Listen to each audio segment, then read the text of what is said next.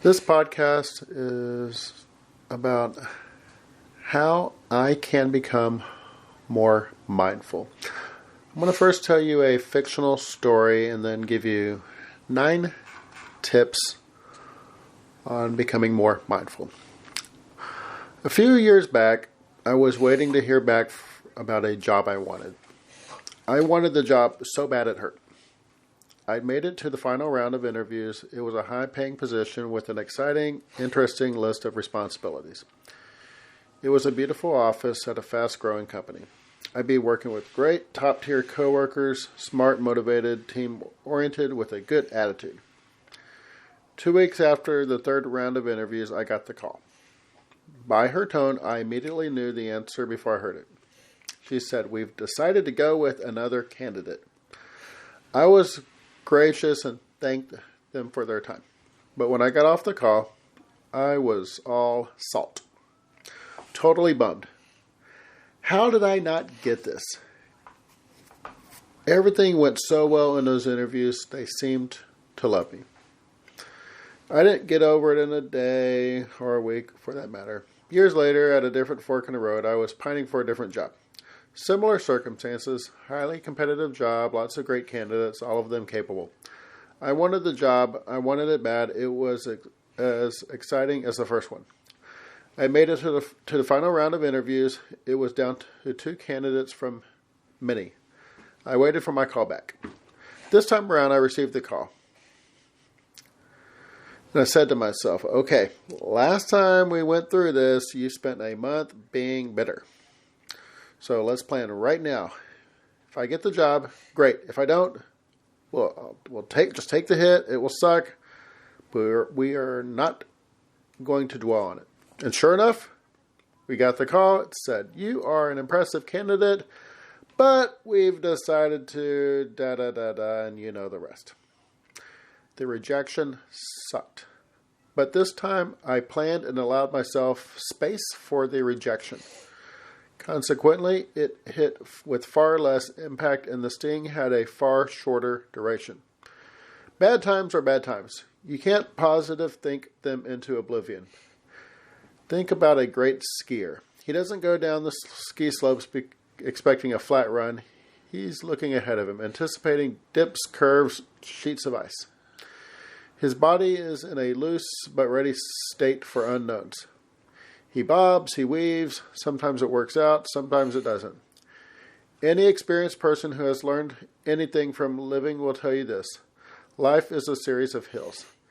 If you can stay primed for what's ahead, you'll be better prepared for the difficult moments in life.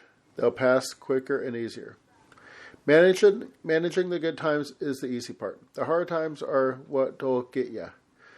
You gotta be ready for those double black diamonds. Okay, thank you for listening to my story. I think there are some great points and lessons to be learned to help us better, manage our mind, be a little bit more mindful.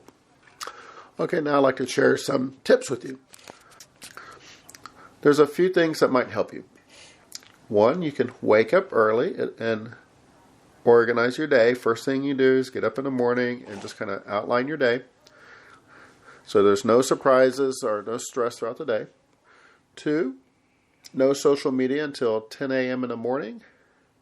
Maybe just check your WhatsApp or your text messages only for any urgent issues. 3, do meditation in the morning. The calmness and energy for meditation will set the tone for your day. 4, maybe keep a diary and note down what you did in the last 3 hours. You can do it. It makes also help you to become a better timekeeper. Number 5, disconnecting internet for maybe 1 to 2 hours. These days, even without urgency, we check WhatsApp every 5 to 10 minutes. Or texting. This has to be avoided. 6, multitask. That will certainly keep you busy. 7,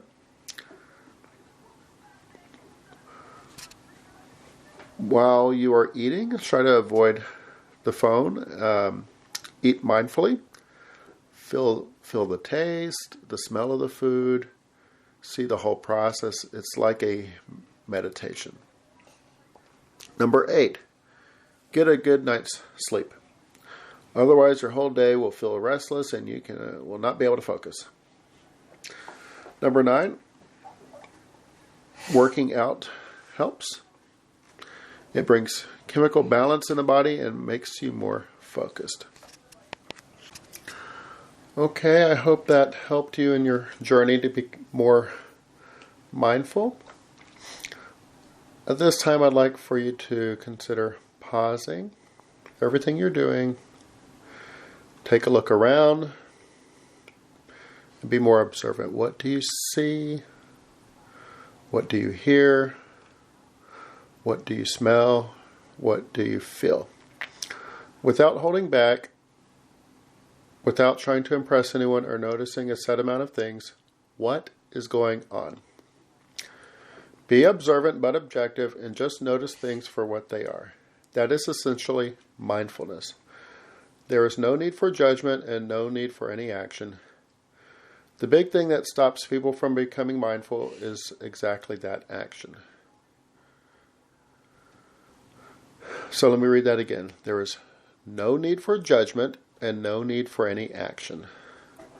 So remember that the big thing that stops people from becoming mindful is exactly that action. So no judgment, and there's not always a need for any action. Most people think that they must act on what they observe. They must appreciate the sunshine, must judge the person in front of them, must enjoy the feeling of the wind brushing their face, must deal with anything negative that comes up, and must act on the good things happening around them. If you want to become more mindful, you simply take what you experience and accept it for what it is without any added actions, thoughts, or judgments. You can do this consciously when you are alone, do it when you are talking to friends, or even when you wash the dishes. Mindfulness like that can be applied anytime, anywhere. There is a second level to mindfulness that can also help you become more mindful that goes above and beyond the simple act of noticing and accepting what you experience. The second level involves a deeper understanding of the idea that you do not have to act.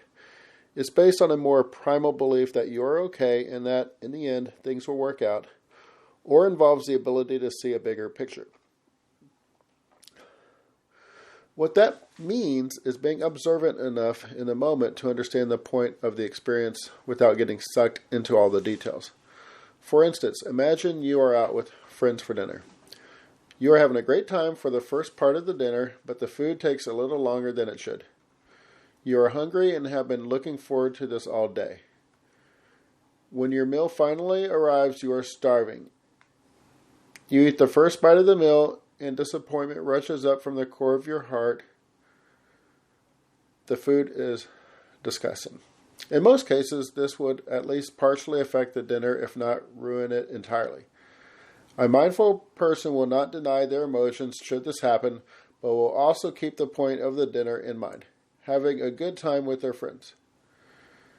In light of that, they may choose to accept their emotions quicker without many negative actions in order to keep the bigger picture in the forefront. This is also mindfulness.